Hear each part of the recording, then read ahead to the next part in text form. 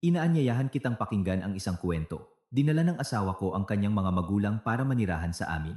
Sinabi niyang magtatrabaho siya sa Canada sa loob ng 4 na taon.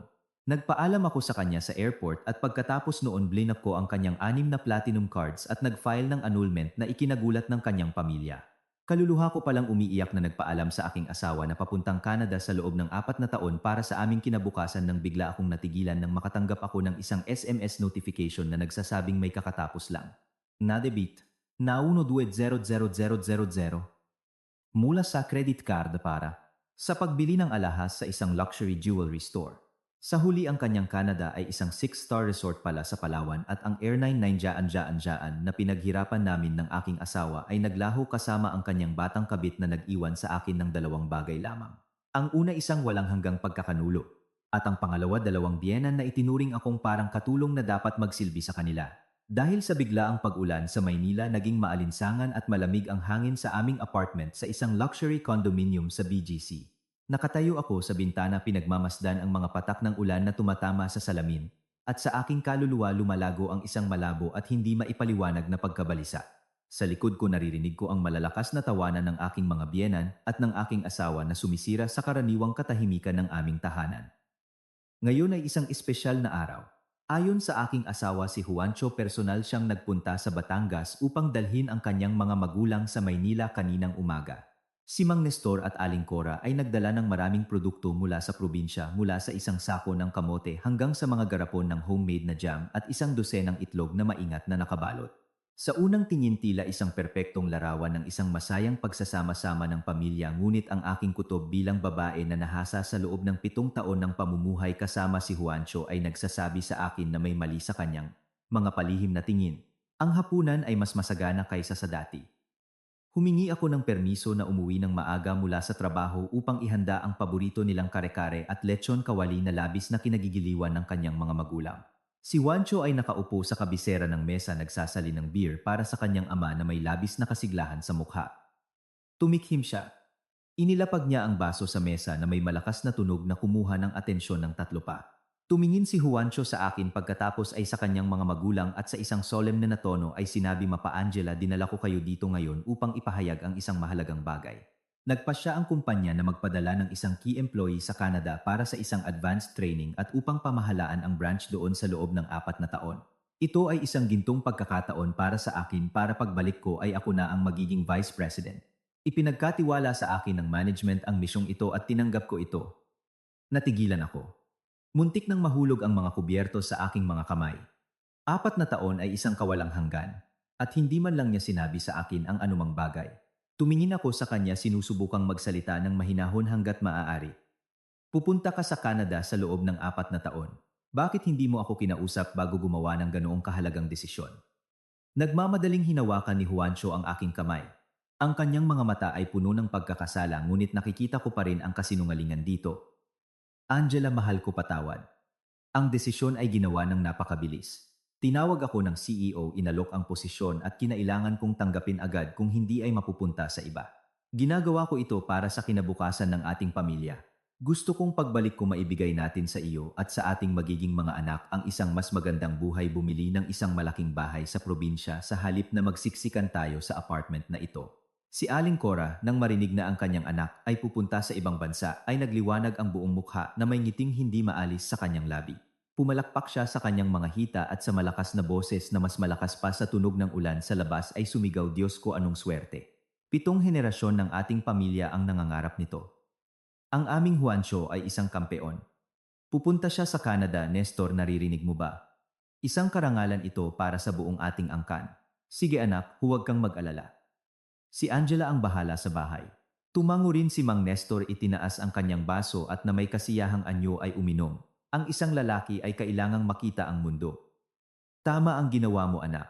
Kami ng nanay mo ay buong pusong sumusuporta sa iyo. Humarap si Juancho sa akin, bahagyang pinisil ang aking kamay na tila sinusubukang magbigay ng tiwala ngunit ang kanyang palad ay malamig. Ipinagpatuloy niya ang paglalahad ng kanyang tulad ng tawag niya rito, perpektong plano. Angela, malayo ang pupuntahan ko at hindi kita pwedeng iwan mag-isa sa bahay at lalong hindi ko pwedeng iwanan ang aking matatandang magulang sa probinsya nang walang nagbabantay. Kaya naisip ko na ang lahat. Sa loob ng 4 na taon na wala ako dito, titira ang aking mga magulang kasama mo. Sa ganoong paraan may kasama sila, tutulungan kanila sa kusina at ikaw naman aalagaan mo ang kanilang kalusugan na tinutupad ang aking tungkulin bilang anak. Ikaw ay isang napaka-maalaga at maunawaing asawa. Hindi mo ako bibiguin, hindi ba? Ang mga salita ni Juancho ay parang isang hindi nakikitang lubid na humihigpit sa aking leeg. Inilagay niya ako sa isang sitwasyon kung saan wala akong pagpipilian. Kung tatanggi ako, magiging isang makasarili at masamang manugang ako na humahadlang sa karera ng kanyang asawa at ayaw mag-alaga sa kanyang mga magulang. Ngunit kung papayag ako, haharapin ko ang posibilidad na manirahan sa ilalim ng iisang bubong kasama ang aking biyenan na kilala sa kanyang mahirap na ugali habang ang aking asawa ay nasa malayo. Tumingin ako kay Aling Cora at nakita ko kung paano niya ako pinagmamasdan, nag-aabang. Humiga ako ng malalim, sinusubukang pigilan ang inis na namumuo sa aking dibdib. Hindi ko hahadlangan ang iyong karera, ngunit ang pananatili ng iyong mga magulang dito sa loob ng 4 na taon sa tingin ko ay kailangan nating pag-usapan. Sanay sila sa maluwag na lugar sa probinsya, at dito ay isang apartment. Masikip. Baka hindi sila maging komportable at baka makaapekto pa sa kanilang kalusugan. Bukod pa rito, buong araw akong nasa trabaho.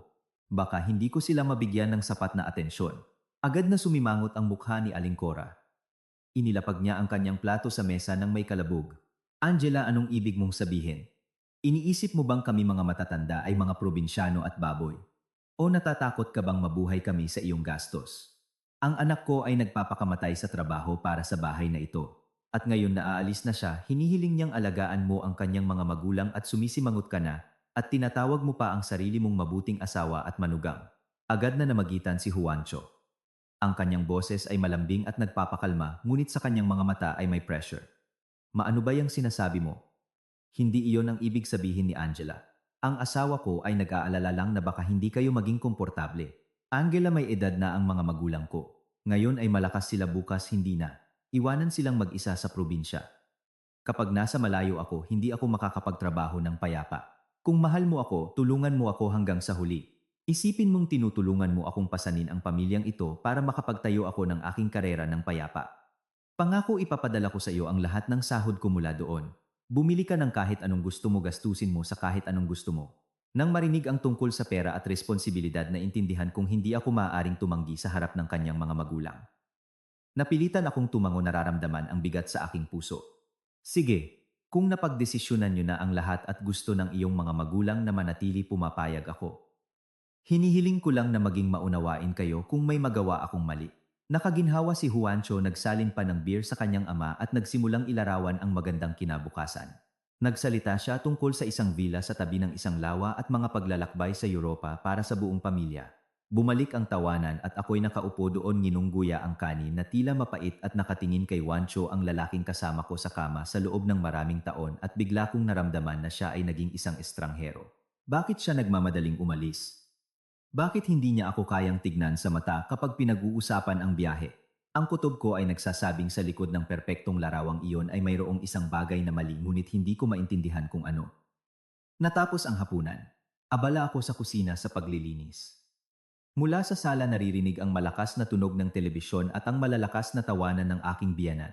Sa sulok ng aking mata, nakita ko si Juancho na pumunta sa balkonahe para makipag-usap sa telepono. Napakababa ng kanyang boses, patago, tinatakpan ang bibig ng kamay.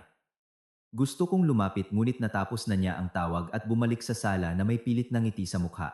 Noong gabing iyon, mahimbing ang tulog ni Juancho, ngunit ako'y nagpagulong-gulong sa kama, hindi makatulog habang naririnig ang monotonong tunog ng ulan at ang hilik ng aking asawa, at sa aking isipan ay umiikot ang mga tanong na walang kasagutan. Kinabukasan ng umaga, isang kapaligiran ng pamamaalam ang namayani sa apartment. Ngunit kakaiba si Juancho, ang pinakasentimental, at hindi ako. Nagising siya ng napakaaga, chinek muli ang kanyang maleta, nagsuot ng eleganting suit. Bumangon ang kanyang mga magulang ng madaling araw para ihanda siya ng isang masaganang almusal at pilitin siyang kumain ng sapat para magkaroon ng lakas sa mahabang biyahe. Si Aling Cora ay hindi bumibitaw sa kamay ng kanyang anak na may luha sa mata, nagbibigay ng walang katapusang payo mula sa kung paano kumain ng tama at magdamit ayon sa panahon hanggang sa kung paano mag-ingat sa mga estranghero sa ibang bansa. Angela, ihahatid mo ba ako sa airport? Oo, syempre. Ang flight mo ay 10 ng umaga. Oras na para umalis. Tumingin si Juancho sa orasan, minamadali ako. Kinuha ko ang aking bag at ang mga susi ng kotse ng tahimik. Papunta sa Naya, hindi tumigil si Wancho sa paghawak sa aking kamay, nagminamadali ako. Kinuha ko ang aking bag at ang mga susi ng kotse ng tahimik. Papunta sa Naya, hindi tumigil si Wancho sa paghawak sa aking kamay, nagsasabi ng pinakamatatamis na salita. Mahihirapan ka sa bahay, mahal. Pagdating ko, tatawag ako sa video call. Please alagaan mo ang sarili mo. Huwag kang magpakapagod sa trabaho. At kung may reklamo ang mga magulang ko, maging mas matalino ka. Gawin mo ito para sa akin. Sige. Nagmamaneho ako habang nakatingin sa unahan at bumubulong lang bilang sagot. Sa aking kaluluwa, walang kalungkutan sa paghihiwalay sa asawa, kundi isang pakiramdam ng kawalan at pagod. Huminto ang kotse sa International Departures Terminal. Niyakap ako ni Juancho nang mahigpit, binigyan ako ng isang malakas na halik sa noo at pagkatapos hawak ang maleta pumasok, hindi nakakalimutan na lumingon at kumaway sa akin na may malaking ngiti. Pinanood ko siyang mawala sa likod ng mga otomatik na pinto. Sa teorya, dapat akong umiyak o kahit man lang makaramdam ng kirot sa puso, ngunit naramdaman ko lang ang ginhawa na parabang nakawala ako sa isang mabigat na pasanin. Kasabay nito bumalik ng may panibagong lakas ang pagkabalisa mula sa nakaraang araw. Bumalik ako sa kotse, pinaandar ang makina, handa nang pumasok sa opisina. Bigla nag-vibrate ang telepono ko sa aking bag. Tumingin ako sa screen, isang mensahe mula sa bangko. Marahil ay ang singil sa annual fee o isang advertisement. Babaliwalain ko na sana, ngunit pinilit ako ng aking profesional na ugali na kunin ang telepono. Ang mga linya ng mensahe na lumitaw sa screen ay nagpatigil sa akin ng bigla sa gilid ng kalsada. Ang puso ko ay nagsimulang tumibok ng napakalakas na parang gusto nitong lumabas sa aking dibdib. Isang transaksyon na nagkakahalaga ng 1,000,000 nang ginawa gamit ang supplementary card na nakalink sa iyong account sa isang jewelry store sa Greenbelt, Makati. Kinuskus ko ang aking mga mata at binasa muli ang mensahe ng 5 beses. 1,200,000 sabo, isang malaking halaga, at ang lugar Greenbelt ang pinakamarangyang lugar sa puso ng Metro Manila. Nahilo ako. Hiningi ko ang supplementary card na iyon para kay Juancho para sa mga representational expenses at mga agarang pangangailangan. Sinabi niyang nagche-check-in na siya para sa flight papuntang Canada, kaya bakit sa eksaktong sandaling iyon ay na-debit ang pera mula sa kanyang card sa isang jewelry store sa gitna ng Makati? May dalawang posibilidad. Una, na-clone o nanakaw ang kanyang card. Pangalawa, wala siya sa airport. Humiga ako ng malalim, sinusubukang kumalma. Ang karanasan sa pagtatrabaho sa ilalim ng pressure ay nagturo sa akin na huwag magpanik. Tinawagan ko ang hotline ng bangko. Ang aking boses ay malamig at desidido, walang bahid ng panginginig. Magandang umaga. Ako ang may-ari ng pangunahing card number. Nakatanggap ako ng notification ng isang malaking transaksyon na pinaghihinalaan kong fraudulent. Hinihiling ko ang agarang pag-block ng lahat ng card na nauugnay sa account na ito, kasama ang primary at lahat ng supplementary. Kinumpirma ng operator ang aking mga detalye at agad na isinagawa ang kahilingan. Pagkatapos kong ibaba ang telepono, nakaupo ako sa kotse na hawak ang manibela nang napakahigpit na namuti ang aking mga buko. Kung nanakaw ang card, agad sana akong tinawagan ni Juancho, ngunit tahimik ang aking telepono. Sinubukan kong tawagan siya. The number you have dialed is not available. Naka-off ang kanyang telepono na tumutugma sa pag-boarding sa isang eroplano. Ngunit paano ang transaksyon na iyon? Walang magnanakaw na magiging ganoon kapangahas na pumunta sa isang luxury store at gumastos ng alaan 1,200 sa alahas. May mga kamera sa lahat ng dako. Isang nakakatakot na pag-iisip ang pumasok sa aking isipan. Nagsinungaling si Juancho. Hindi siya papuntang Canada. Nasa Maynila siya at ginastos ang pera sa mga diamante para sa ibang tao. Naalala ko ang kanyang palihim na tingin kagabi. Ang sikretong tawag sa telepono sa balkonahe at ang kanyang pagmamadali kaninang umaga. Lahat ng piraso ng puzzle ay nagsimulang magkasya sa isang nakakatakot na larawan. Hindi ako pumasok sa opisina, umikot ako at nagmaneho papunta sa sentro ng lungsod. Kailangan kong malaman ang katotohanan, ngunit sa daan na pagtanto kong hindi ako basta-basta makakapunta sa tindahan at hilingin na makita ang mga CCTV recordings. Sa isang pribadong individual, hindi nila ito ibibigay. Huminto ako sa isang tahimik na cafe. Nag-order ako ng itim na kape na walang asukal. Ang pait ng kape ay nakatulong sa akin na mag-isip. Binuksan ko ang banking app sa aking telepono at chinek ang transaction history. Bukod sa malaking halaga na iyon, natuklasan ko ang ilang mas maliit na gastos sa nakaraang linggo sa mga restaurant at tindahan ng damit ng babae na hindi ko pa napuntahan. Ang kutob ng isang babae ay hindi nagkakamali. Niloko ako. Isang malaki at malupit na panloloko. Ang aking asawa, ang lalaking kasama ko sa kama, ay gumawa ng isang perpektong palabas para lukuhin ako. Iniwan ang kanyang mga matatandang magulang sa aking pangangalaga habang siya ay nagpapasarap sa kung saan kasama ang pera na pinaghirapan namin. Tumulo ang mga luha sa aking mga mata, mainit at maalat, ngunit pinunasan ko ito agad. Walang silbi ang pag-iyak ngayon. Kailangan ko ng ebidensya. Kailangan kong malaman kung nasaan si Juancho at kung ano ang ginagawa niya. Naalala ko si Paulo, ang aking matalik na kaibigan mula sa universidad na ngayon ay nagtatrabaho sa IT at may malawak na koneksyon. Tinawagan ko siya. Paulo, si Angela ito. Maaari mo ba akong tulungan sa isang agarang bagay? Kailangan kong ilocate at itrack ang mga galaw ng isang tao. Isang bagay na buhay at kamatayan para sa akin.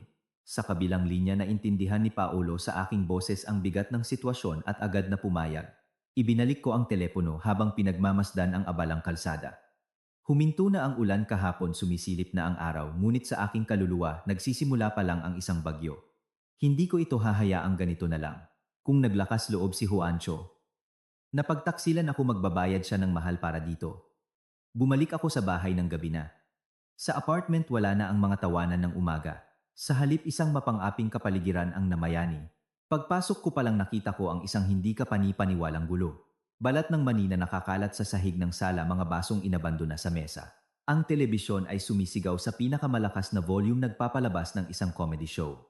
Ang aking biyenan na lalaki ay natutulog sa sofa, ang kanyang mga paa ay nasa braso ng sofa, humihilik ng malakas, at ang aking biyenan na babae ay naghahalungkat sa ref. Nang makita ako, hindi man lang nagtanong si Aling Cora kung pagod ako sa trabaho, bagkus ay isinara niya ang pinto ng ref ng may kalabog at sinabi sa isang mapanuring tono, "Saan ka ba nagsusuot? Kami ng biyenan mo ay namamatay na sa gutom. Dito. Hindi pa handa ang hapunan. Nagpasya ka bang patayin kami sa gutom, kaming mga matatanda?" Tumingin ako sa orasan. 6:50 pa lang ng gabi. Karaniwan sa oras na ito ay tapos na ako sa trabaho. Pinigilan ang inis, inilapag ko ang aking bag sa isang upuan at sumagot ng mahinahon. "Kakarating ko lang mula sa trabaho, Aling Cora. May kanin at iba pang pagkain sa bahay. Pwede naman kayong magsaing." Pinandilatan ako ni Aling Cora, inilagay ang mga kamay sa kanyang baywang at lumapit sa akin. Ngayon ay naging napakatalino mo na. Halos hindi pa nakakaalis ang asawa mo ay ipinapakita mo na ang iyong mga kuko. Ako ang iyong biyenan. Pumunta ako dito para magpahinga upang tamasahin ang mga bunga ng paghihirap ng aking anak, hindi para pagsilbihan ka. Ang anak ko ay nagpapakamatay sa trabaho para sa bahay na ito, at kailangan mo lang pagsilbihan ang kanyang mga magulang at nagrereklamo ka pa. Tinitigan ko siya sa mata, hindi natitinag. Dati tiniis ko ito para mapanatili ang kapayapaan sa pamilya dahil sa respeto kay Juancho, ngunit ngayon alam na niloko niya ako, naglaho na ang aking respeto sa pamilyang ito. Tama po kayo, Aling Cora. Nagtatrabaho din ako at kumikita ng pera, at kalahati ng apartment na ito ay binili gamit ang aking pondo. Hindi ko hinihiling sa inyo na maging alipin, ngunit hindi rin ako katulong. Napatanga si Aling Cora, marahil ay hindi inaasahan ang ganoong sagot mula sa akin. Handa na siyang sumigaw, ngunit pinutol ko siya ng isang kilos. Pagod ako at ayaw kong makipag-away, ngunit dahil magsasama tayo ng matagal, sa tingin ko ay kailangan nating magtakda ng ilang mga patakaran upang maiwasan ang mga hindi pagkakaunawaan. Pumunta ako sa kusina, nagsalin ng isang basong tubig, ininom ito ng isang lagok at bumalik sa sala kung saan gising na ang aking biyanan at nagtataka sa nangyayari. Sinabi ko ng malinaw, "Una, pagkain. Buong araw akong nagtatrabaho at maaari lamang akong magluto ng hapunan. Ang almusal at tanghalian ay responsibilidad ninyo. Ako ang bibili ng mga produkto at iiwan ko sa ref. Kung sino ang kumain, siya ang magliligpit. Ang mga pinggan ay dapat hugasan agad, hindi iipunin sa lababo." Sumigaw si Aling Cora. "Ang kapal ng mukha mo." Hindi ko siya pinatapos at nagpatuloy. "Pangalawa, kalinisan. Mayroon tayong sahig na kahoy. Kailangan nating maglakad ng maingat, huwag magtapon ng basura sa sahig. Bawat isa ang mag-aayos ng kanyang kwarto, at nang walang pahintulot ko, huwag pumasok sa aking kwarto." At sa huli, idiniin ko ang bawat salita. Pangatlo, respeto sa personal na espasyo. Pagod akong umuuwi mula sa trabaho, kailangan kong magpahinga. Hinihiling ko na magsalita kayo ng mas mahina at hinaan ang volume ng telebisyon pagkatapos ng 10 ng gabi. Naging kulay ube ang mukha ni Aling Cora, lumingon siya kay Mang Nestor at sumigaw. Nakikita mo ba? Nakikita mo ba kung paano lumaki ang ulo ng manugang mo? Halos hindi pa nakakaalis si Juancho at ang asawa niya ay pinapalayas ng kanyang mga magulang. Diyos ko, bakit ko ito nararanasan? Sumimanggot din si Mang Nestor. Ang kanyang boses ay naging mas malalim at autoritatibo. Angela, hindi ka ba nahihiya sa sinasabi mo? Kami ang mas matanda at ikaw ang mas bata ay dapat magpakita ng respeto. Sino ka para magtakda ng mga kondisyon? Ang bahay na ito ay pag-aari ng aking anak at mamumuhay kami dito ayon sa gusto namin. Ngumiti ako ng mapait. Mang Nestor, ang titulo ng apartment na ito ay nasa pangalan naming dalawa. Kalahati ng pera para sa pagbili ay ibinigay ng aking mga magulang. Ang isa pang kalahati inutang namin ni Wancho sa bangko. Umalis si Wancho. Ako ang may-ari ng bahay. Gusto ko lang na lahat ay mamuhay ayon sa mga patakaran para magkaroon ako ng lakas na magtrabaho at magbayad ng utang. Kung hindi ninyo gusto, maaari kayong bumalik sa probinsya. Doon ay mas maluwag. Ang aking mga salita ay parang isang balde ng malamig na tubig. Alam nilang mabuti na sa probinsya ay walang aircon, walang malambot na kama tulad dito. Natahimik si Aling Cora, ngunit ang kanyang mga mata ay puno ng galit. Sige, sige, maghintay ka. Tatawagan ko si Juancho. Tignan natin kung paano niya didisiplinahin ang kanyang asawa. Kinuha niya ang kanyang telepono at nagsimulang i-dial ng paulit-ulit ang numero ni Juancho. Ngunit syempre sa kabilang linya ay mahahabang ring lang o ang mensahe na hindi available ang numero. Pinanood ko siyang subukang tumawag ng walang saysay at sa loob-loob ko ay napangiti. Ang inyong anak ay nagpapakasaya ngayon kasama ang kanyang kabit. Wala siyang oras para sa inyong mga reklamo. Noong gabing iyon, hindi ako naghanda ng hapunan. Pumunta ako sa aking kwarto at nilock ang pinto. Sa labas naririnig ang mga sigaw ng aking biyenan at ang kalabog ng mga pinggan. Nagsuot ako ng headphones, nagpatugtog ng instrumental na musika at sinubukang ihiwalay ang sarili ko sa gulo. Kailangan kong tipirin ang aking lakas. Ang digmaang ito ay nagsisimula pa lang at kailangan kong maging ang mananalo. Sa unang gabi na wala ang aking asawa, hindi ako nakaramdam ng pag-iisa. Naramdaman kong mas malakas ako kaysa dati. Sinabi ko sa aking sarili, Angela, hindi ka pwedeng maging mahina. Kailangan mong protektahan ang iyong sarili at kung ano ang sa iyo. Kinabukasan ng umaga, nagising ako ng mas maaga kaysa dati. Nag-ayos ako ng mabuti, pumili ng isang eleganteng dark blue suit at isinuot ang blazer para magmukhang mas seryoso. Paglabas ko ng kwarto, binaliwala ko ang galit na tingin ng aking biyenan na kumakain ng sandwich sa mesa at dumiretso sa labasan. Ngayon hindi ako papasok sa opisina kundi para sa isang pulong kasama ang aking abogado, si Attorney Reyes. Ang opisina ni Attorney Reyes ay nasa 11th floor ng isang tahimik na office building. Matagal ko na siyang kakilala, sikat sa kanyang matalas na pag-iisip at dedikasyon sa kanyang trabaho. Inilagay ko sa kanyang mesa ang isang folder na may mga bank statement na inprint ko kaninang umaga. Tignan niyo po, kung posible bang i-trace ang perang ito. Si Attorney Reyes na inaayos ang kanyang salamin ay kinuha ang folder at nagsimulang suriin ang mga dokumento ng mabuti. Sa opisina ay tahimik na binasag lamang ng kaluskos ng papel. Pagkatapos ng 15 minuto, itinaas niya ang kanyang ulo. Seryoso ang kanyang mukha. Angela, ang sitwasyon ay mas komplikado kaysa sa iniisip mo. Sinek ng aking mga kasamahan ang mga transaksyon na ito. Sa nakalipas na 6 na buwan, ng iyong asawa ay naglipat ng maliliit na halaga na may kabuuang i-9 bila sa account ng isang nagngangalang Samantha Victor. 9 billion 00. Ang mga salitang iyon ay parang kulog sa isang maaliwalas na langit. Umugong ang aking mga tainga.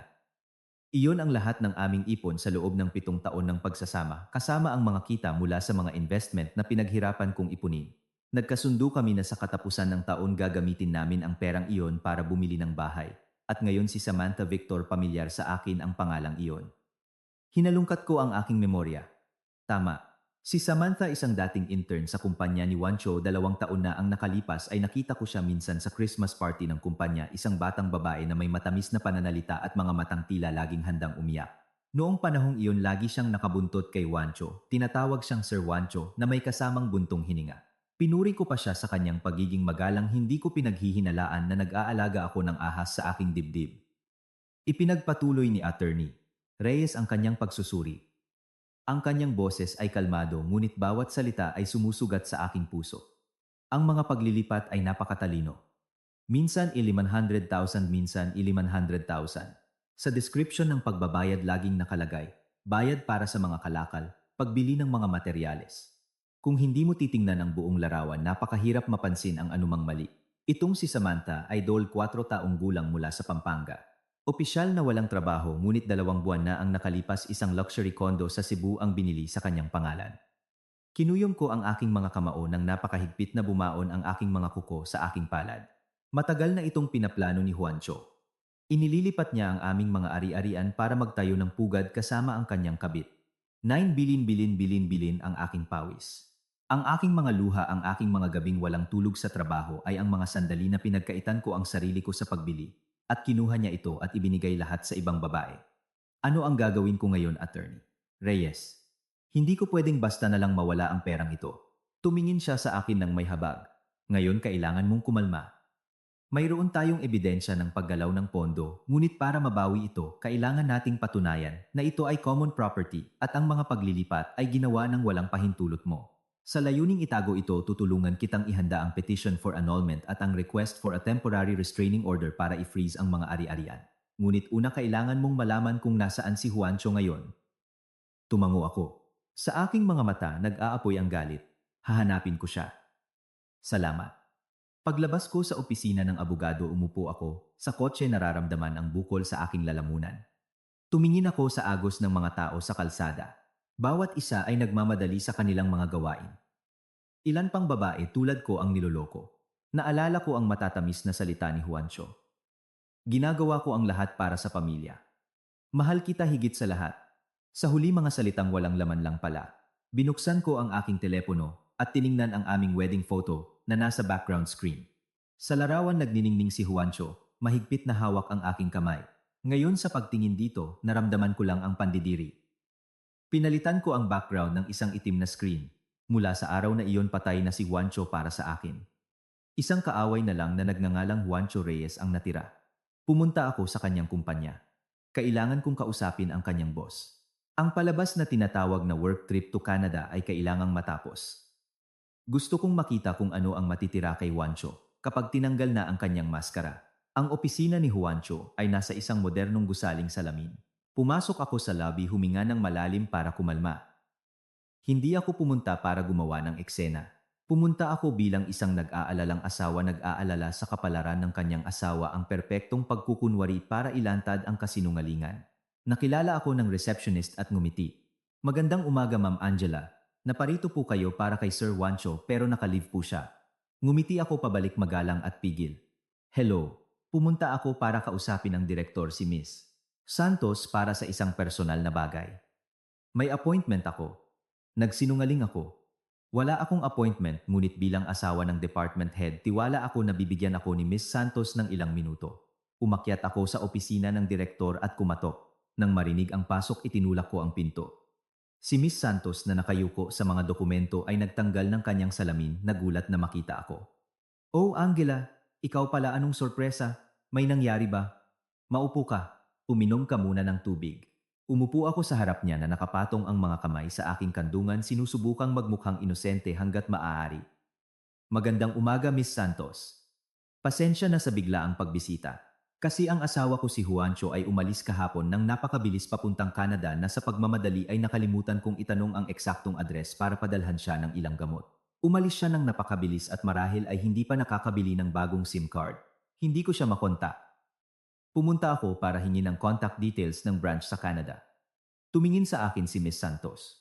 Nanlaki ang kanyang mga mata sa pagtataka. Kumunot ang kanyang noo at nagtanong na para bang hindi naniniwala sa kanyang narinig. Anong Canada? Sinasabi mong pumunta si Juancho sa Canada.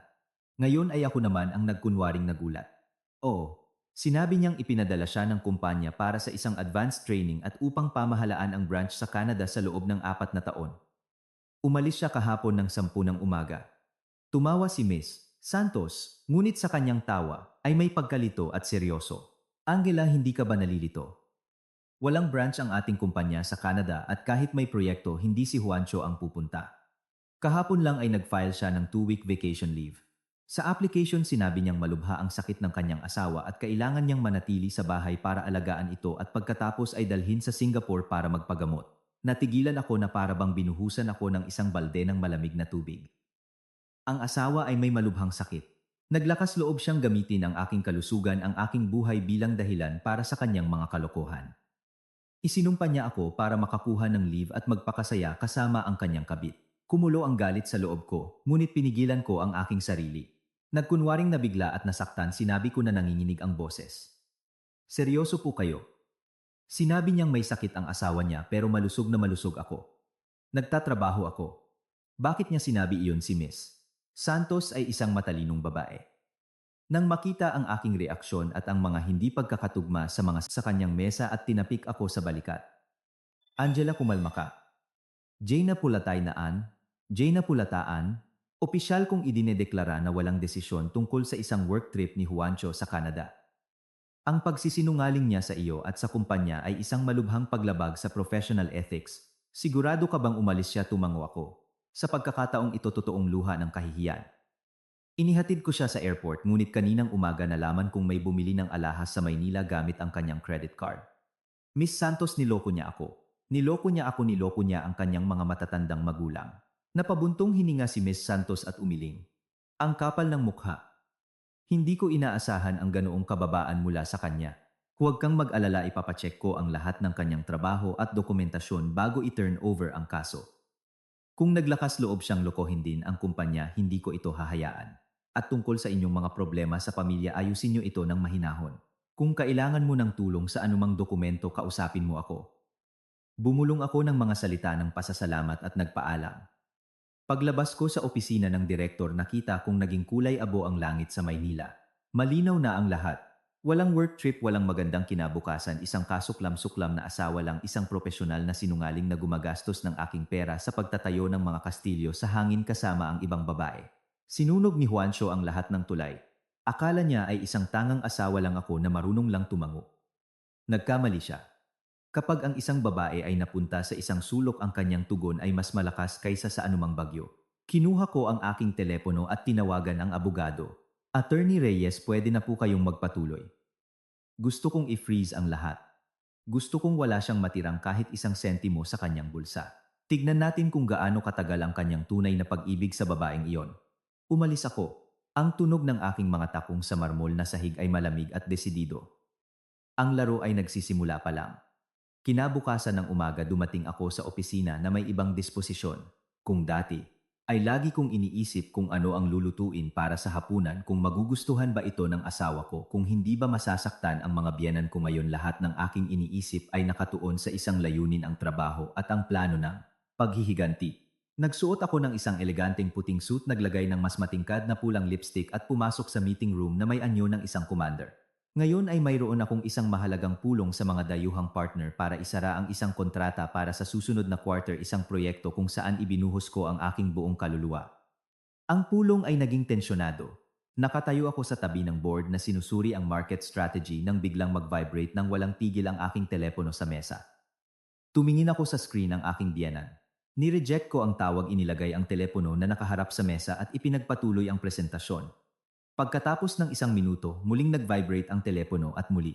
5 beses na sunod-sunod na tumawag si Aling Cora. Tumingin sa akin ang mga partner ng may habag. Ngumiti ako, humingi ng paumanhin at humingi ng permiso na lumabas para sagutin sa takot na mayroong agarang nangyari sa bahay.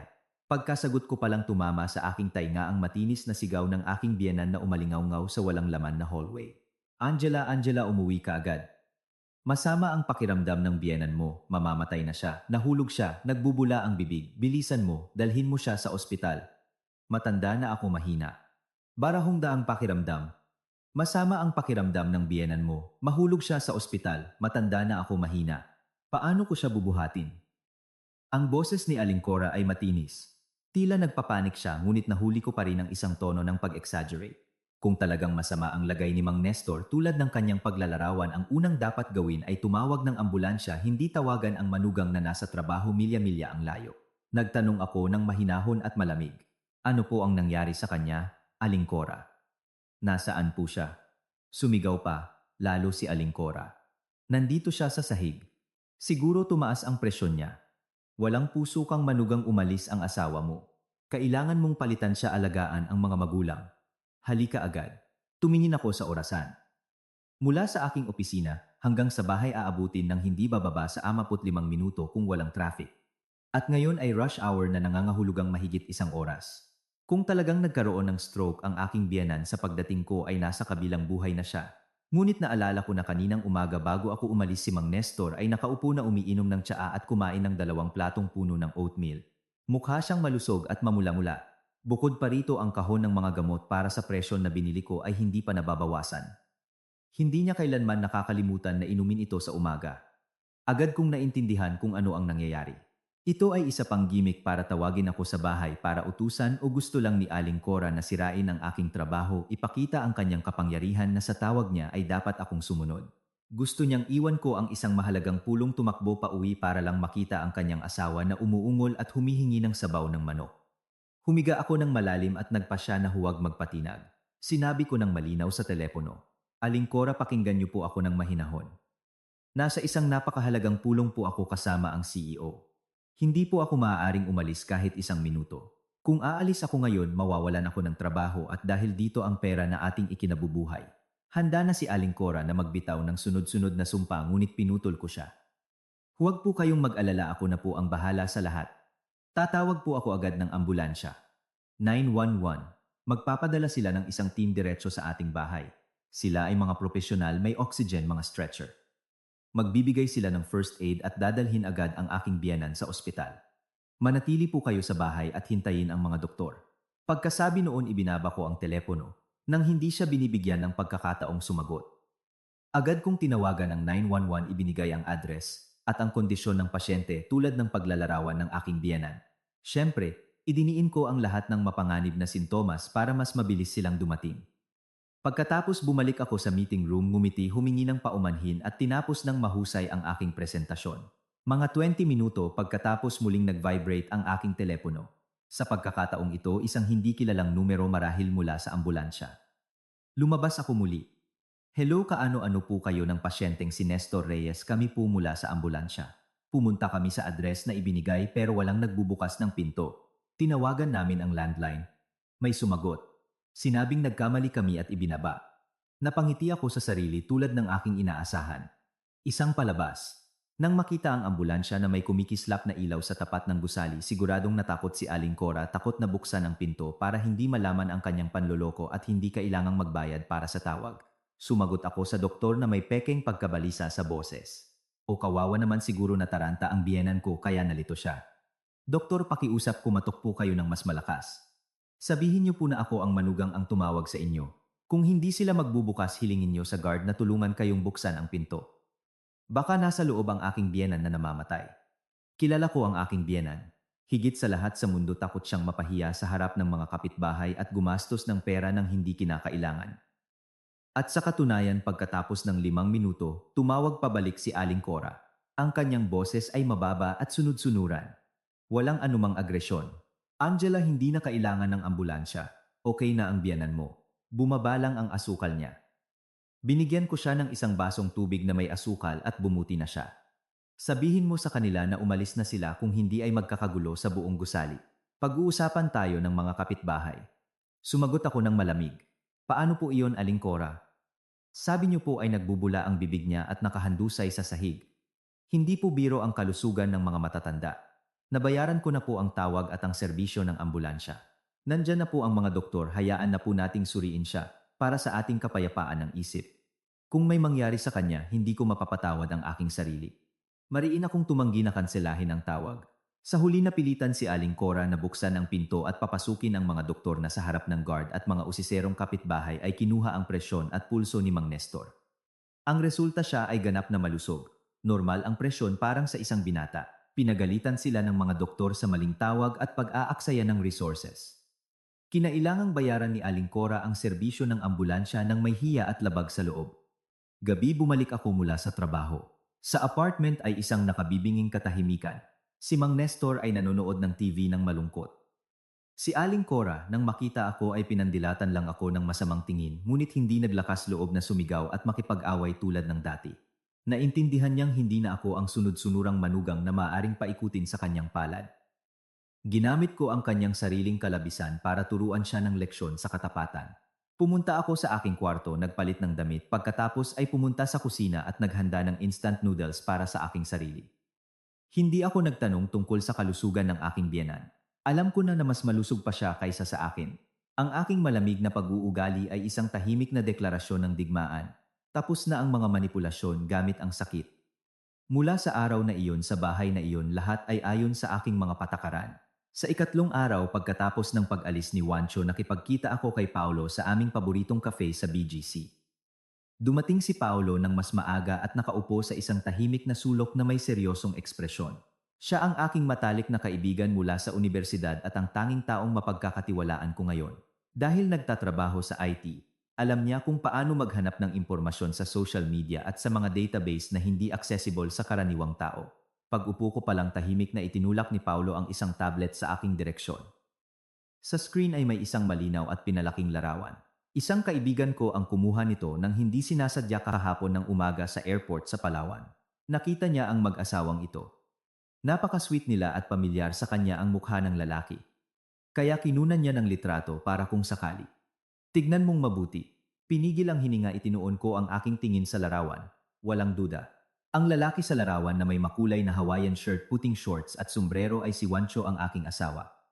Hindi siya mukhang isang negosyante sa isang work trip sa Canada. Sa tabi niya ay isang batang babae na may isang mapang-akit na backless dress. Nakasandal siya sa kanyang balikat at malawak na nakangiti. Si Samantha ang intern. Nasa reception sila ng isang marangyang 6-star resort sa Palawan. Mahigpit na nakayakap ang kamay ni Juancho sa kanyang baywang at ang kamay ni Samantha ay nakapatong sa kanyang dibdib.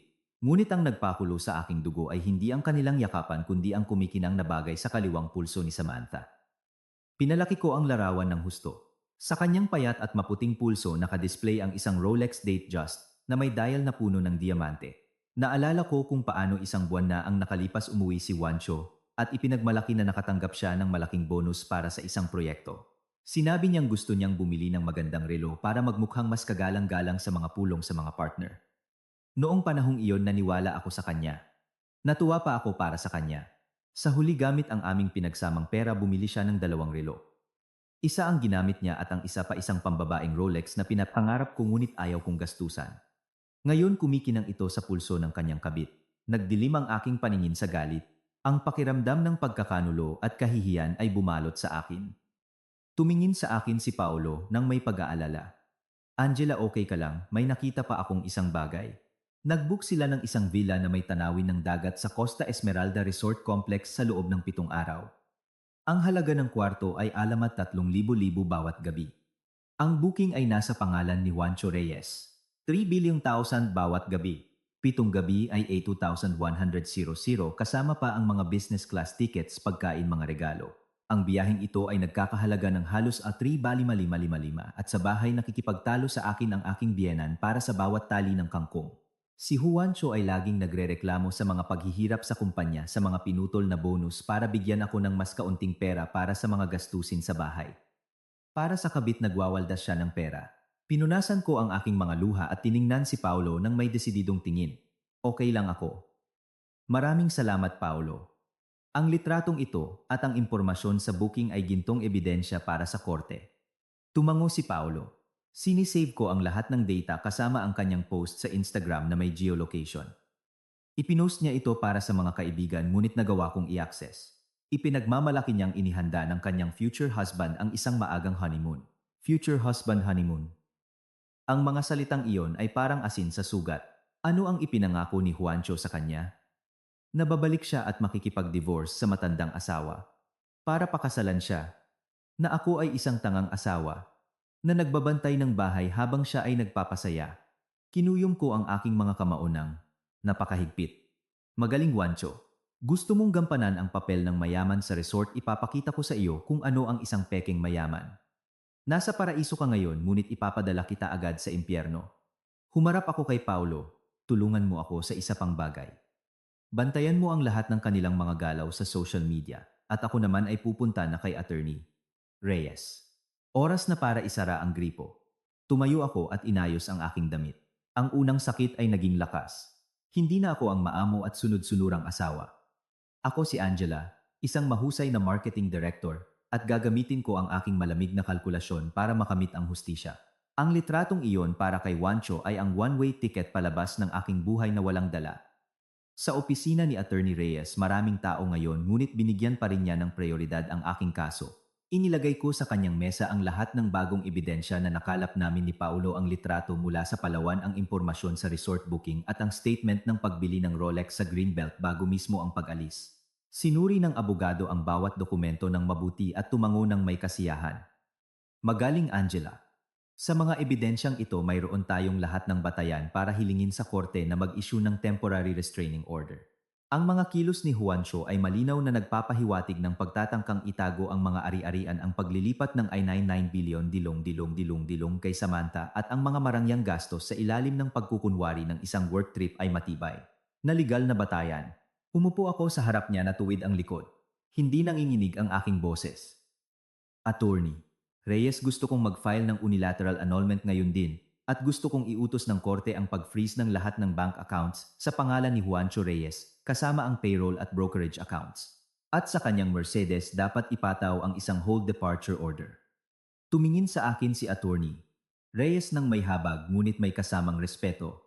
Angela, pinag-isipan mo bang mabuti kapag na-file na ang petisyon at naipatupad ang freeze order wala nang balikan? Ang inyong pagsasama bilang mag-asawa ay matatapos na bagaman legal na aabutin pa ng ilang panahon. Ngumiti ako ng mapait. Bumalik, pinutol niya ang lahat ng daan pabalik sa akin nang sumakay siya sa eroplanong iyon papuntang Palawan kasama siya. Wala akong pinagsisisihan. Pinagsisisihan ko lang ang aking mga pagsisikap na ibinuhos sa pekeng pamilyang ito. Gawin niyo po ang lahat sa lalong madaling panahon. Gusto kong ngayong gabi o bukas ng umaga ang kanyang mga card ay maging walang silbing plastic. Tumango ang abogado at agad na tumawag ng isang assistant para ihanda ang mga dokumento. Pinanood ko sa screen ng computer ang mga linya na lumilitaw. Petition for annulment request for TRO. Mga malamig na legal na formulasyon na ngayon ay aking sandata. Nagtrabaho kami ng walang tigil sa loob ng 3 oras para tapusin ang paghahanda ng mga dokumento. Pinirmahan ko ang petisyon ng may desisyon at katatagan. Ang aking pirma ay hindi kailanman naging ganito kaganda at malaya. Ito ang pirma ng kalayaan.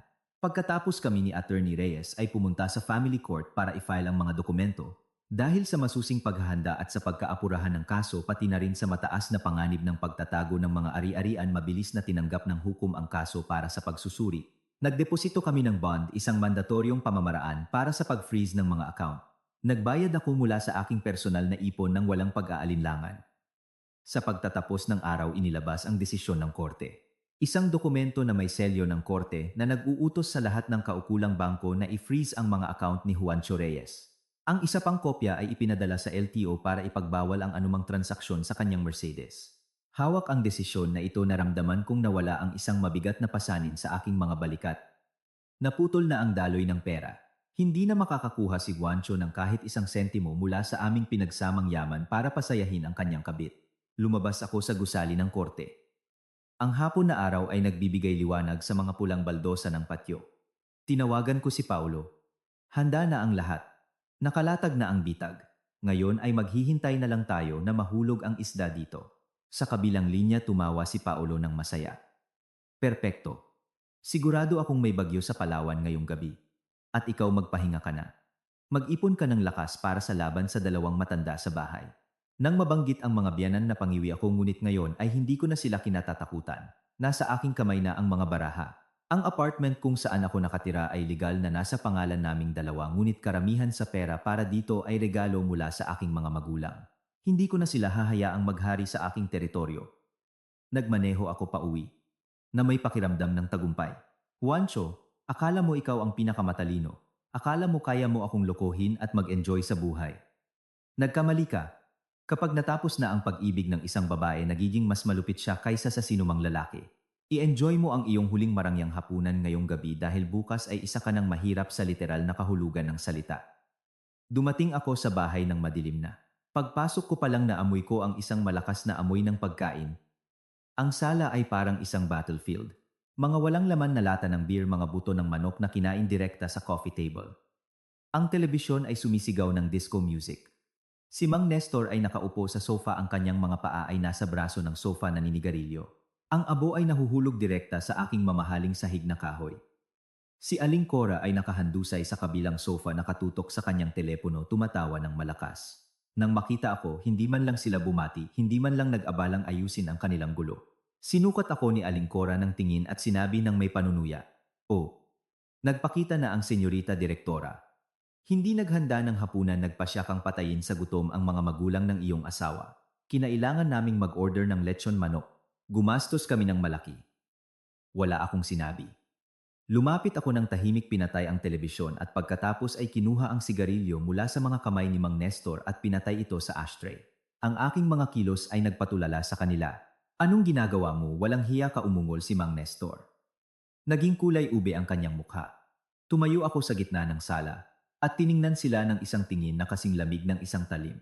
Paumanhin po, Mang Nestor, ngunit sa bahay na ito bawal manigarilyo sa loob. Sinabi ko na ito sa unang araw at ngayon ay mayroon akong isang mahalagang mensahe para sa inyo.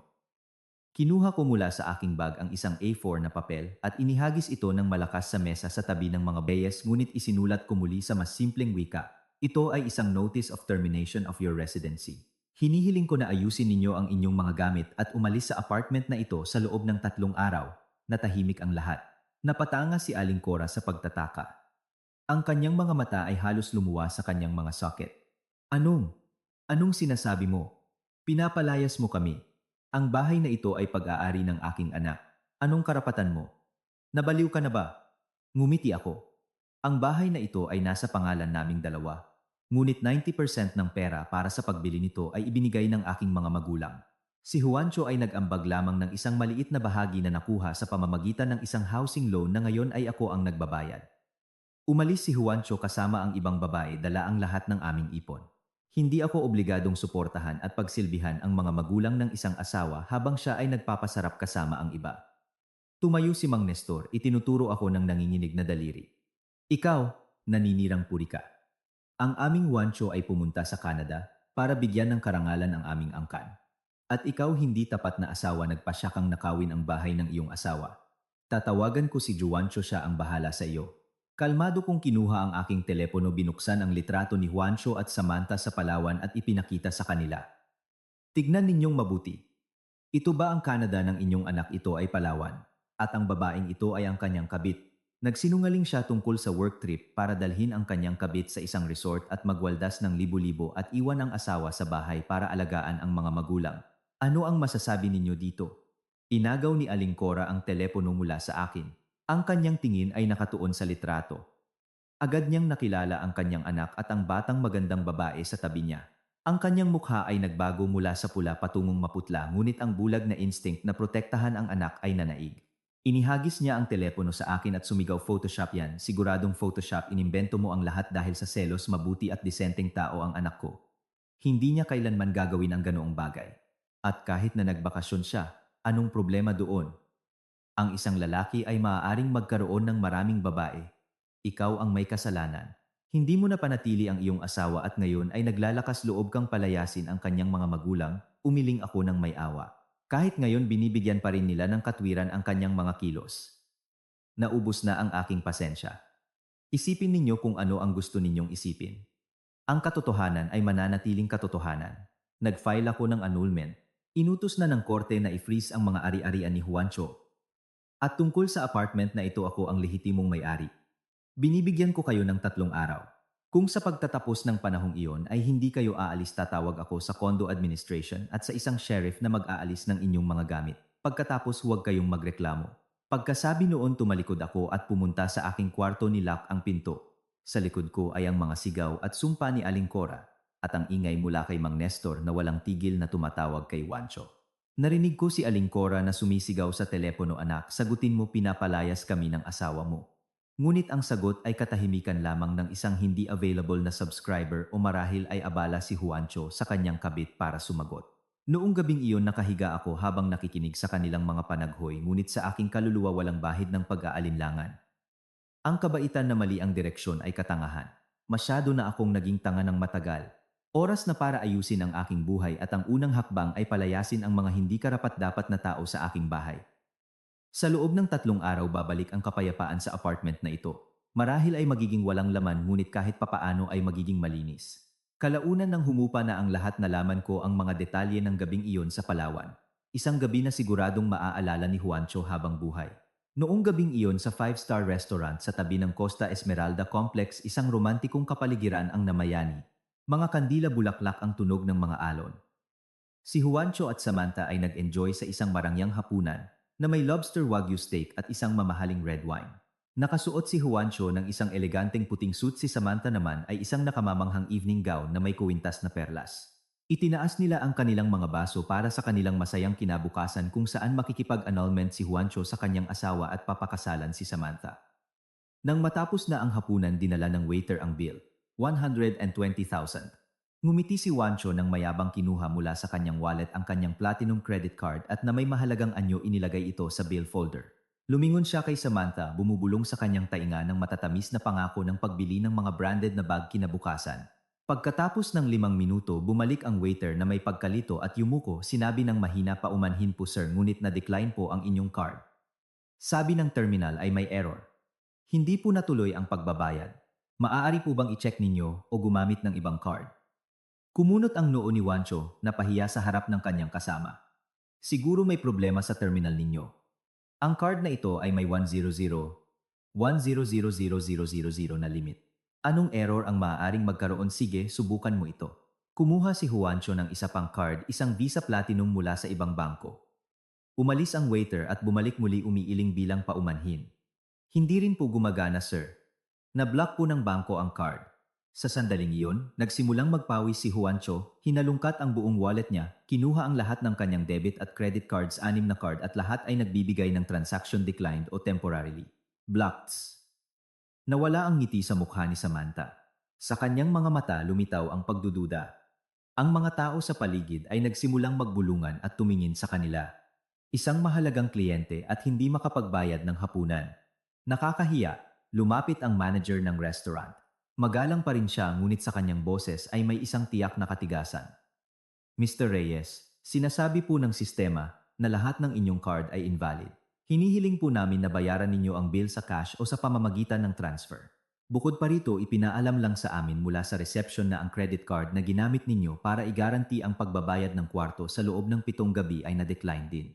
Ang kabuuang halaga na kailangan ninyong bayaran sa ngayon kasama ang accommodation at hapunan ay about 222,000. Kung hindi ninyo mababayaran agad, mapipilitan kaming hilingin sa inyo na umalis sa resort at tawagin ang security. Naging kulay ube ang mukha ni Juancho. Nanginginig ang mga kamay, kinuha niya ang kanyang telepono para mag-transfer sa pamamagitan ng app. Ngunit sa kasamaang palad, sa screen ay lumitaw ang isang malamig na mensahe, ang iyong account ay na-freeze sa utos ng korte. Sa sandaling iyon sa aking apartment sa Maynila tumunog ang telepono. Ang hotel manager, dahil ang credit card na ginamit ni Juancho para mag-book ng kwarto ay supplementary sa akin sa kaso ng problema, kinontak nila ang may-ari ng pangunahing card. Hello? Hello? Si Ma'am Angela po ba ito? Tumatawag po kami mula sa Costa Esmeralda sa Palawan. Ang inyong asawa, si Mr. Reyes, ay may problema sa pagbabayad. Nakinig ako at sumagot ng mahinahon, sapat na malakas para kung naka-speaker ang manager, at sigurado akong oo, maririnig ako ni Juancho. Magandang umaga. Oo, ako ang humiling sa bangko na i-block ang mga card. Nasa proseso kami ng annulment at nag-file ako ng reklamo sa pulisya para sa pagtatago ng mga ari-arian niya. Hindi ako mananagot sa anumang gastos niya o ng kanyang kabit. Gawin ninyo ang naaayon sa batas. Kung hindi siya magbabayad, tawagin ninyo ang pulis at dalhin siya. Ibinaba ko ang telepono. Sa kabilang dako sa Palawan, narinig ni Juancho ang aking boses mula sa telepono ng manager. Namuti ang kanyang mukha na parang papel. Si Samantha na nakaupo sa tabi ay narinig ng malinaw ang mga salitang annulment at pulis at tumayo ng may panik. Juancho, anong ibig sabihin ng lahat ng ito? Sinabi mong hiwalay na kayo at malapit ng mag-annulment. Bakit niya blinak ang iyong mga card? Niloko mo ako. Nanginginig na sinubukan siyang pigilan ni Juancho. Samantha, mahal, kumalma ka. Ginawan lang ako ng masama ng asawa ko. May pera ako, maraming pera. Pansamantalang paghihirap lang ito. Pahiram muna ng pera para makapagbayad. Bukas babalik na tayo. Doblehin ko ang ibabalik ko sa iyo. Inalis ni Samantha ang kanyang kamay at tiningnan si Juancho ng may pandidiri. Naintindihan niyang sumama siya sa isang resort kasama ang isang bangkaroteng manloloko na nahaharap sa problema sa batas. Baliw ka ba? Saan ako kukuha ng pera? Inimbita mo ako sa isang bakasyon at ngayon gusto mong ako ang magbayad. Nakakaawa ka. Kinuha ni Samantha ang kanyang bag at pumunta sa kwarto para mag-impake. Iniwan si Juancho na mag-isa sa gitna ng restaurant sa ilalim ng mga mapanuring tingin ng ibang mga customer at ng bantay ng security. Noong gabing iyon, hindi bumalik si Juancho sa kanyang marangyang villa. Dinala siya sa reception para ayusin ang utang. Kinailangan niyang tawagan ang lahat para subukang mangutang ng pera mula sa mga kaibigan hanggang sa mga kasamahan, ngunit lahat sila ay umiwas sa kanya dahil ikinalat namin ni Paolo ang tsismis na nalugi si Juancho sa sugal at puno ng utang. Si Juancho ay nasa isang sitwasyon na walang labasan sa mismong paraiso na kanyang idinisenyo, isang mapait na katapusan para sa isang trader. Pagkatapos ng ultimatum sa mga biyenan at pag-freeze ng mga account ni Juancho, ginugol ko ang gabi sa pag-aayos ng kanyang opisina. Gusto kong makahanap ng ilang mahahalagang dokumento na may kaugnayan sa kanyang mga ari-arian para maghanda sa paparating na legal na labanan. Ang opisinang ito ay laging kanyang teritoryo. Lagi niyang sinasabi na abala siya at kailangang mag-concentrate, pinagbabawalan ako at ang katulong na pumasok para maglinis. Nagsuot, nagsuot ako ng guwantes at nagsimula sa mga drawer sa ilalim ng kanyang malaking mesa. Mga tumpok ng lumang dokumento, mga resibo ng mga representational expenses mula sa maraming taon na ang nakalipas, lahat ay puno ng alikabok. Sa pinakamalayong sulok, nakahanap ako ng isang maliit na kahon ng karton. Sa loob nito ay isang lumang smartphone na hindi na ginagamit ni Juancho. Dahil sa basag na screen, 2 taon na itong nakatago. Naalala kong sinabi niya noon na nasira ang motherboard at itinapon na niya ito. Ngunit ang aking profesional na kutob bilang isang marketer ay nagsabi sa akin, ang data ay ginto. Dinala ko ang telepono sa sala at isinaksak. Pagkatapos ng 15 minuto, umilaw ang screen na may mga bitak. Sa kabutihang palad, gumagana pa rin ang telepono bagaman hirap nang tumugon ang touch sensor. Matiyaga akong sinimulang hulaan ang password. Ang kanyang kaarawan ay hindi gumana. Ang aming anibersaryo ng kasal ay hindi rin. Ang kaarawan ng kanyang ina mali ulit. Bigla naalala ko ang kaarawan ni Samantha na nakita ko sa mga dokumento. Inilagay ko ang kombinasyon ng mga numero ng araw, buwan at taon ng kanyang kapanganakan. Nag-unlock ang telepono. Nanikip ang aking dibdib. Sa huli, 2 taon na silang magkasama noong ginagamit pa ang teleponong ito. At ako sa buong panahong iyon ay nabuhay sa isang matamis na kasinungalingan, lubos na nagtitiwala sa kanya. Pumunta ako sa voice recorder. May ugali si Juancho na i-record ang mga pulong o mga utos mula sa boss, ngunit sa gitna ng mga nakakainip na file ng trabaho ay may isang recording na may pangalang plano para sa kinabukasan na may haba na higit sa 30 minuto. Ang petsa ng paglikha ay 6 na buwan na ang nakalipas. Marahil ay nasync niya ang data mula sa cloud o ginamit ang teleponong ito para sa mga lihim na layunin. Pinindot ko ang play. Narinig ko ang pamilyar na boses ni Juancho, ngunit ang tono ay ganap na naiiba. Hindi seryoso, tulad ng dati, kundi kampante at mapanlinlang. Nakikipag-usap siya sa ibang lalaki, tila isang kainuman. Huwag kang mag-alala, naisip ko na ang lahat, ipinagmalaki ni Juancho sa recording. Ang tanga kong asawa, walang alam, marunong lang magtrabaho na parang kalabaw at tumayo sa harap ng kalan. Dadalhin ko ang mga matatanda ko mula sa probinsya. Sasabihin kong pupunta ako sa Canada sa loob ng 4 na taon. Hayaan siyang mag-alaga sa kanila. Kilala mo ang nanay ko, may ugali ng demonyo. Pipigain niya ang lahat ng katas ng manugang na iyon. Tumawa ng malakas ang isa pang lalaki. At talagang pupunta ka sa Canada? Ngumiti si Juancho. Anong Canada? Nag-leave ako ipunin ang pera at dinala ang aking Samantha sa isang resort. Pagbalik ko, gagawa ako ng dahilan para mag-away kami at makipag-annulment. Sa panahong iyon, lahat ng ari-arian ay nailipat na. Maiiwan si Angela na walang-wala. Gagamitin ko ang 4 na taon na ito para gawin siyang isang libreng katulong. Pipigain ko siya ng husto at pagkatapos ay sisipain ko siya. Pagkatapos ay opisyal kong dadalhin si Samantha. May pera ako at maganda ang buhay. Natapos ang recording sa kalansing ng mga baso. Nakaupo ako sa sofa na hawak ang telepono nang napakahigpit na namuti ang aking mga buko. Ang unang sakit ay napalitan ng walang hanggang pandidiri. Hindi lang ako isang asawang pinagtaksilan kundi isang pawn sa kanyang malupit na plano. Itinuring niya akong tanga, isang libreng katulong. Gusto niya akong gamitin at itapon. Hindi na tumulo ang mga luha. Tinuyo ito ng galit. Kinopya ko ang audio file sa computer, nagpadala ng isang kopya kay Attorney Reyes at nag-save ng isa pa sa 3 magkakaibang cloud services. Ito ang hindi matututulang ebidensya ng kanyang kasamaan at ng pagsasabwatan para ilipat ang mga ari-arian. Sa recording na ito, titingnan ng korte ang aming pagsasama sa ibang paraan. Tumingin ako sa bintana. Sa Maynila, nagsimula muli ang isang malakas na ulan. Ang mga patak ay tumatama ng may galit sa salamin na sumasalamin sa bagyo sa aking kaluluwa. Juancho, masyado mo akong minaliit. Akala mo ay isang tupa ako na maaari mong akayin, ngunit nakalimutan mong ang isang tupang napunta sa isang sulok ay maaaring pabagsakin ang kaaway. Pinatay ko ang ilaw sa sala at pumunta sa kwarto na may bagong disposisyon. Bukas ay isang mahabang araw at hawak ko ang pinakamatulis na sandata para tapusin ang palabas na ito. Kinabukasan ng umaga dumating ako sa opisina ng mas maaga kaysa dati para maghanda sa lingguhang pulong.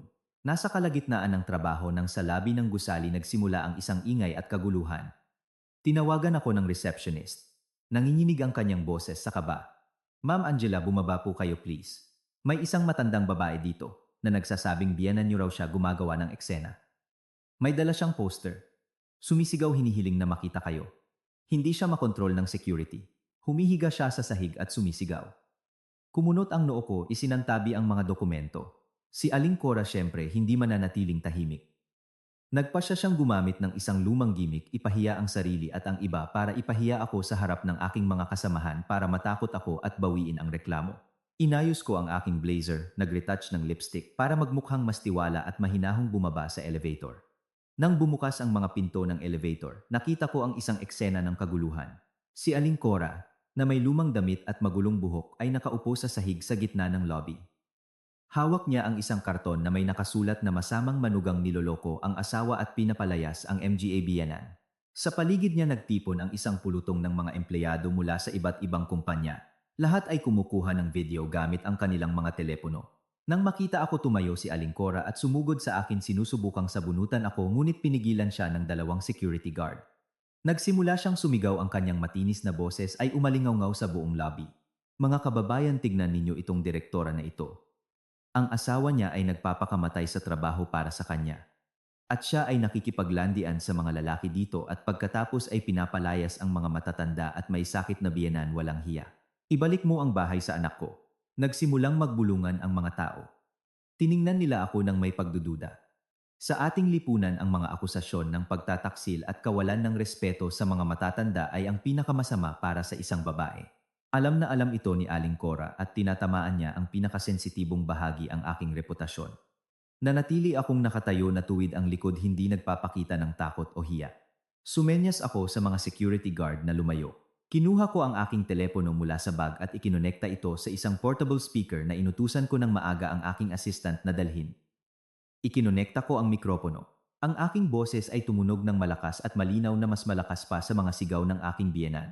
Minamahal na mga kasamahan, at sa iyo aking biyenan, ikinalulungkot ko na pinili ninyo ang ganitong paraan para ayusin ang mga problema sa pamilya. Sinasabi ninyong niloloko ko kayo at pinapalayas. Kung gayon, bigyan natin ang lahat ng naririto ng pagkakataong makita ang ebidensya at magpasya kung sino ang tunay na nagtataksil at kung sino ang manloloko. Itinaas ko ang aking telepono at pinatugtog ang audio recording mula kahapon. Ang malakas na boses ni Juancho ay umalingaw sa lobby, malinaw na binibigkas ang bawat salita tungkol sa kanyang plano. Lokohin ang asawa, ilipat ang mga ari-arian at gamitin ang mga magulang bilang kasangkapan para pigilan ang manugang.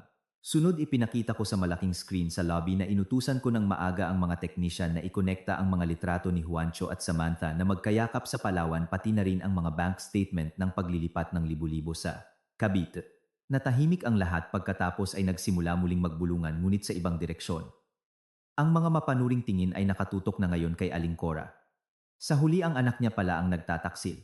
Diyos ko, anong klaseng asawa? Niloko ang asawa at nagpapakasaya kasama ang kabit. At ang matanda, anong eksena, alam niyang ang anak niya ang may kasalanan at gumagawa pa ng iskandalo. Si Aling Cora, nang marinig ang boses ng kanyang anak at makita ang kanyang mga litrato, kasama ang ibang babae sa malaking screen, ay namutla. Natigilan siya. Nahulog ang karton mula sa kanyang mga kamay. Lahat ng kanyang agresyon ay naglaho na palitan ng pagkalito at isang nakakapasong hiya. Hindi niya inaasahan na handa ako at magbibigay ng isang napakalakas na ganting atake. Lumapit ako sa kanya at sinabi ng mahina ngunit matatag, "Umalis na po kayo, Aling Cora. Huwag na po ninyong ipahiya pa ang inyong sarili. Ang inyong anak ay bangkarote ngayon sa Palawan at malapit nang humarap sa korte. Mas mabuting umuwi na po kayo at ayusin ang inyong mga gamit. Ang aking pangako ay nananatili. Sa loob ng 3 araw, hinihiling ko na lisanin ninyo ang aking apartment." Pagkasabi noon, humingi ako ng paumanhin sa lahat para sa ingay at inutusan ang security na ihatid si Aling Cora. Umalis siya nakayuko sa ilalim ng mga mapanuring tingin kuba at tumanda. Ang kanyang pagtatangkang ipahiya ako sa publiko ay nabigo na naglagay ng isang tiyak na tuldok sa aking relasyon sa pamilya ng aking asawa. Bumalik ako sa opisina, isinara ang pinto at binigyan ang aking sarili ng 10 minuto ng katahimikan. Kailangan ko ng buong konsentrasyon para sa susunod na hakbang. Naputol na ang pananalapi ni Juancho. Napahiya na ang biyenan. Oras na para harapin ang pinagmulan ng lahat ang kanyang kabit na si Samantha. Sa pamamagitan ng mga koneksyon ni Paulo nakuha ko ang numero ng telepono ng ama ni Samantha na nakatira sa Pampanga. Ayon sa impormasyon ni Paulo Dicente ang pamilya ni Samantha. Ang ama isang retiradong guro ang ina ay nagtitinda sa palengke. Mga simpleng tapat na tao na nagpapahalaga sa reputasyon at ipinagmamalaki ang kanilang anak na nakahanap ng magandang buhay sa Maynila. Tiyak na hindi nila alam na ang kanilang anak ay isang kabit na sumisira sa pamilya ng iba. Umupo ako sa kotse isinara ng mahigpit ang mga bintana para masigurado ang kumpletong pagiging kompidensyal. Humiga ako ng malalim at tinawagan ang numero. Sa ikatlong ring sumagot ang isang boses ng lalaki na may katangi-tanging accent ng Kapampangan na tila mabait at simple. Hello, sino ito? Ginawa kong malambing at magalang ang aking boses hanggat maaari ngunit pinanatili ang kinakailangang seryosong tono. Magandang umaga po. Paumanhin sa abala. Ang pangalan ko po ay Angela. Asawa po ako ni Juancho Reyes. Tumatawag po ako para sa isang mahalagang bagay tungkol sa inyong anak si Samantha. Sa kabilang linya na tahimik, tila sinusubukang alalahanin ng ama kung sino si Juancho. Pagkatapos ang kanyang boses ay naging mas masigla. Si Juancho ang boyfriend ni Samantha. Nabanggit niya. May nangyari ba? Nag-away ba sila? Napabuntong hininga ako sa isip. Tulad ng inaasahan nagsinungaling si Samantha sa kanyang mga magulang.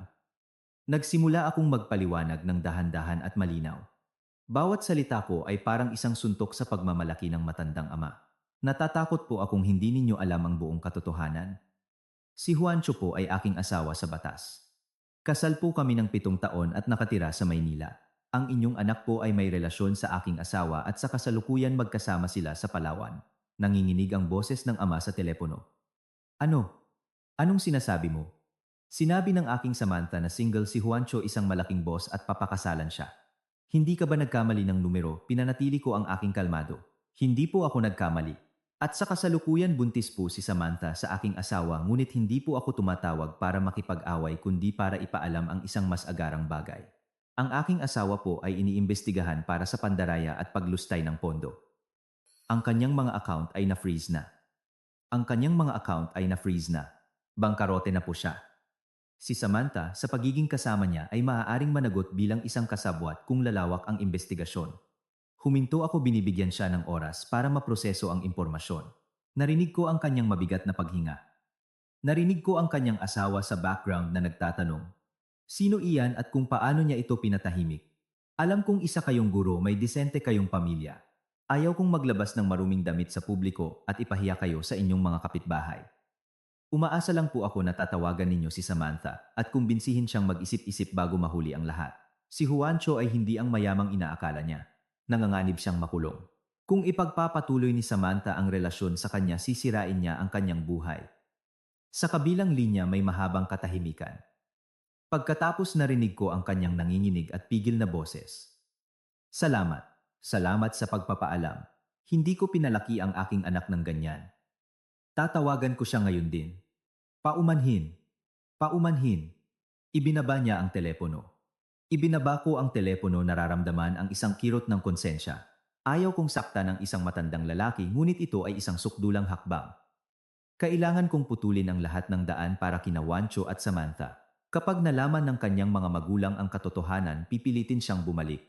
At kapag naintindihan niyang hindi lang bangkarote si Juancho, kundi isang hakbang na lang mula sa bilangguan at sa ilalim pa ng pressure mula sa kanyang pamilya, walang lugar para sa kanilang ipinagbabawal na pag-ibig at pagbubuntis. Ang tawag na ito ay hindi lang isang psychological na suntok kay Samantha kundi isang paraan din para tulungan siyang makaalis sa putikan bago mahuli ang lahat, kahit na ang aking motibo ay idinikta ng pagtatanggol sa aking sariling mga interes. Mabilis na lumipas ang 3 araw. Tulad ng inaasahan ko, nagbarikada ang aking mga biyenan sa apartment at walang balak na umalis. Kumbinsido silang tinatakot ko lang sila na sa Pilipinas, walang manugang na maglalakas loob na palayasin ang mga magulang ng kanyang asawa sa takot sa mga tsismis at akusasyon ng kawalan ng respeto, ngunit nagkamali sila. Ang Angela na dati ay namatay noong araw na sumakay si Juancho sa eroplanong iyon. Sa umaga ng ika-4 na araw, humingi ako ng permiso na umuwi ng maaga mula sa trabaho. Hindi ako dumating mag-isa kundi kasama ang isang sheriff at 2 kinatawan mula sa condo administration. Nasa tapat kami ng pinto ng apartment. Nag-doorbell ako. Tahimik, bagaman naririnig ko ang tunog ng nakabukas na telebisyon. Muli akong nag-doorbell at pagkatapos ay idinikit ang aking keycard sa lock ngunit nakalock ang pinto mula sa loob gamit ang isang kadena. Mula sa likod ng pinto narinig ko ang mapanghamong boses ni Mang Nestor. Huwag mo nang subukan. Pinalitan ko ang mga lock. Tignan natin kung paano mo kami palalayasin. Ang bahay na ito ay binili ng aking anak.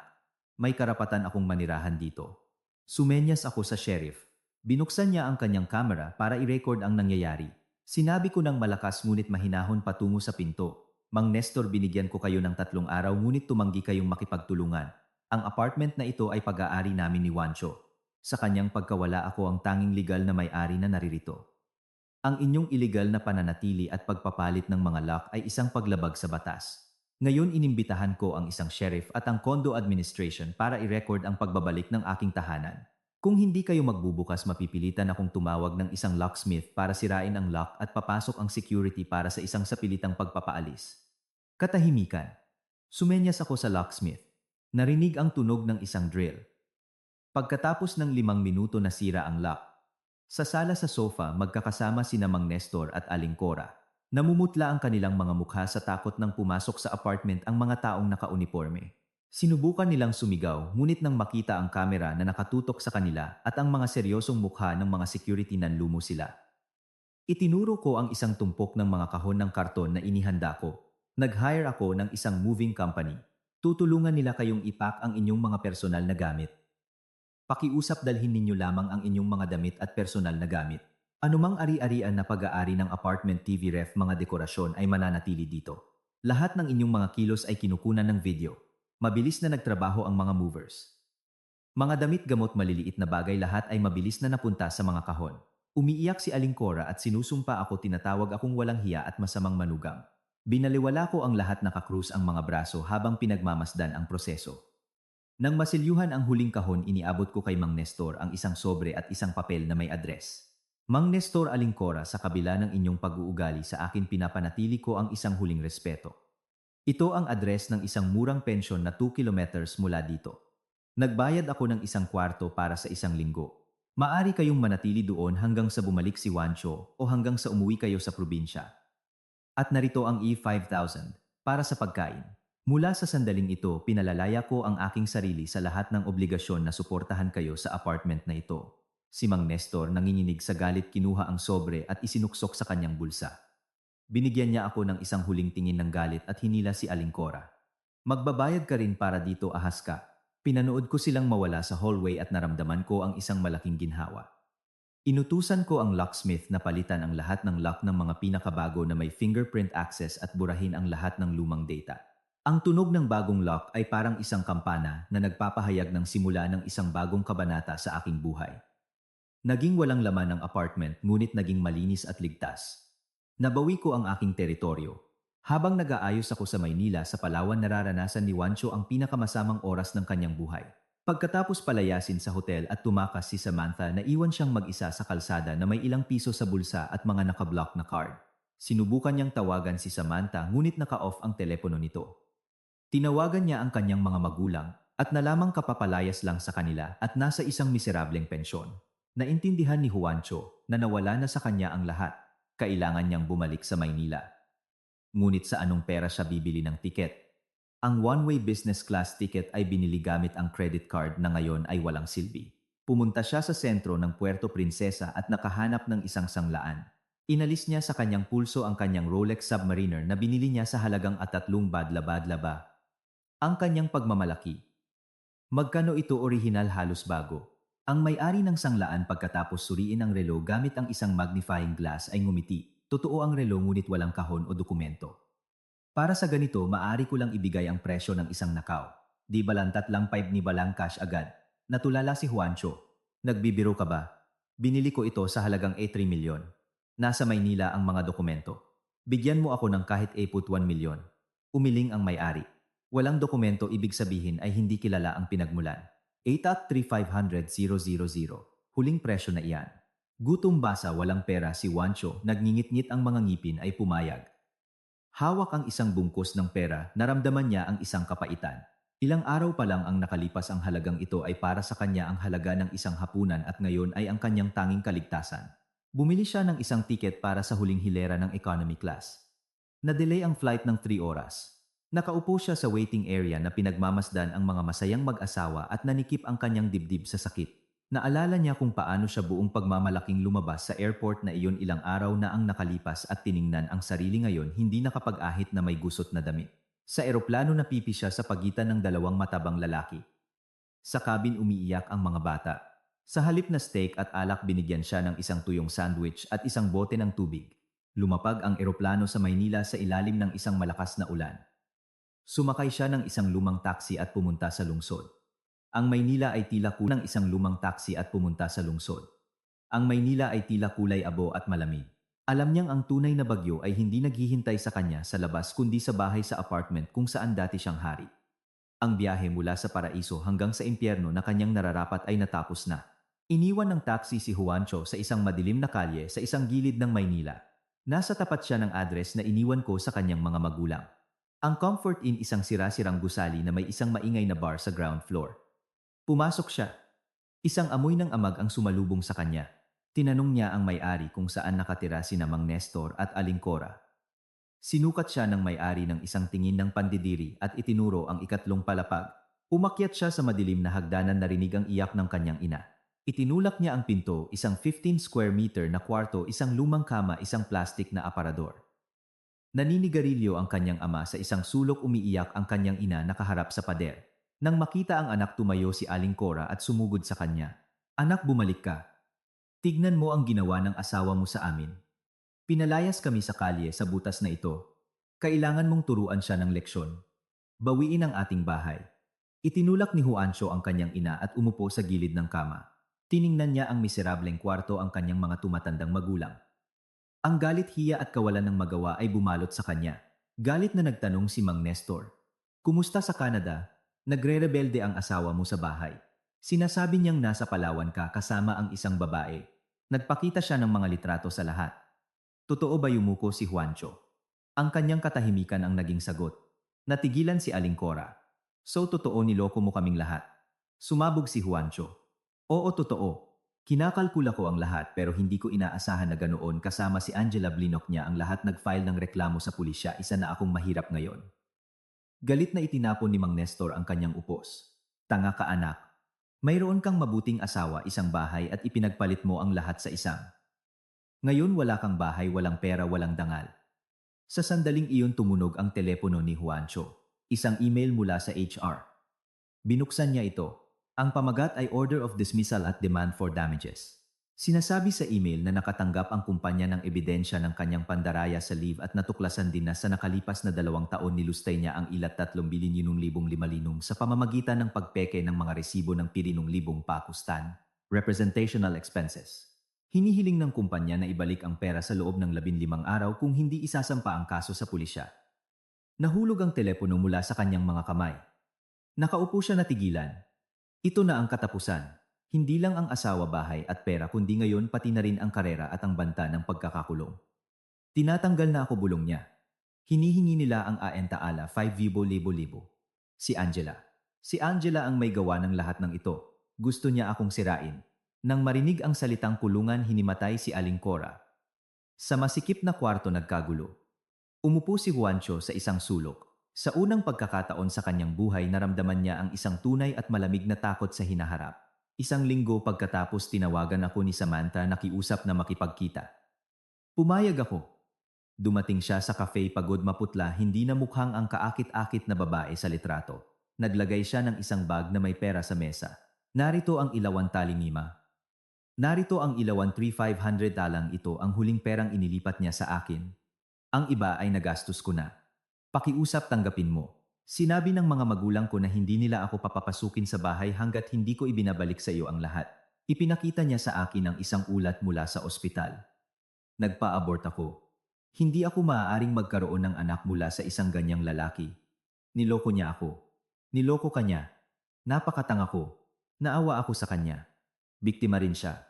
Kinuha ko ang pera. Ibabawas ito sa kanyang utang. At tungkol sa iyong ginawa, desisyon mo iyan. Tandaan mo lang hindi mo maaaring itayo ang kaligayahan sa kapahamakan ng iba. Nagsimula siyang umiyak. Umalis ako iniwan siyang mag-isa sa kanyang pagsisisi. Isang buwan, pagkatapos sa isang maulang gabi, hinintay ako ni Wancho sa labas ng opisina. Mukha siyang isang pulubi basa, hindi nakapag-ahit. Lumuhod siya sa harap ko sa isang putik. Angela, patawarin mo ako. Nagkamali ako. Si Samantha ang may gawa ng lahat. Ginayuma niya ako. Nawala sa akin ang lahat. Patawarin mo ako. Bumalik ka sa akin. Bigyan mo ako ng isang pagkakataon. Tiningnan ko siya ng may pandidiri. Tumayo ka. Huwag mong ipahiya ang sarili mo. Ikaw ang pumili niyan. Ibinalik na sa akin ni Samantha ang pera. Mas may konsensya pa siya kaysa sa iyo. Nang marinig ang tungkol sa pera, nagliwanag ang kanyang mga mata sa kasakiman. So may pera ka? Tulungan mo akong bayaran ang kumpanya. Umiling ako at umalis. Ayusin mo ang iyong mga problema mag-isa. Magkita na lang tayo sa korte. Sumakay ako sa aking mainit at tuyong kotse at umalis, iniwan siyang umiiyak sa ulan. Sa araw ng paglilitis, kalmado ako at tiwala. Nakaupo si Juancho na mag-isa, nakayuko, walang abogado.